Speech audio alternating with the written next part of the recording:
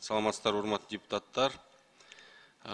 Бүгүн республика боюнча жерлерде элдер өзгөчө жаштар демилгеленип, ашар жолу менен бир топ социалдык объектилер салынып атат. Бул мамлекетибизге абдан чоң жардам болуп атат.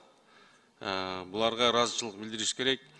Бирок мамлекет тарабынан текшерүүлөр көп болуп, бут тосуулар көп болуп атат. Менин өзүмдүн округуман бир нече ушундай фактылар бар, кайрылышып атат.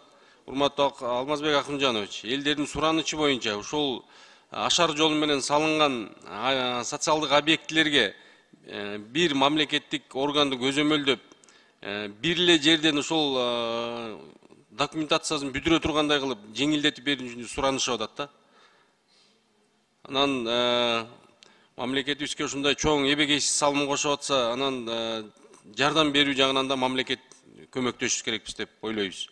Бул биринчи маселе. Экинчи маселе, ушул социалдык объектилер салынгандан кийин ишке берилгенден автоматтык түрдө ушул айыл өкмөттөргө берилип атат.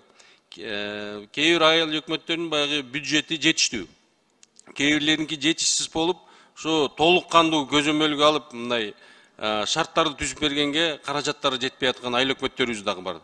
Ушул жагында карап, ар бир министерствого тиешелүү социалдык объектилерди министерствого тиешелүү берсек, ар бирөөсүнө, анан республикалык бюджеттен каржыланса абдан жакшы, туура болмок эле да.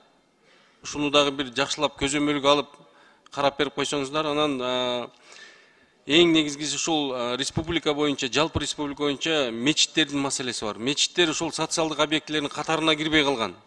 Айыл өкмөттөрдүн бүгүнкү күндө ушул мечиттерди каржылаганга баягы юридический баягы күчү дагы жок экен да.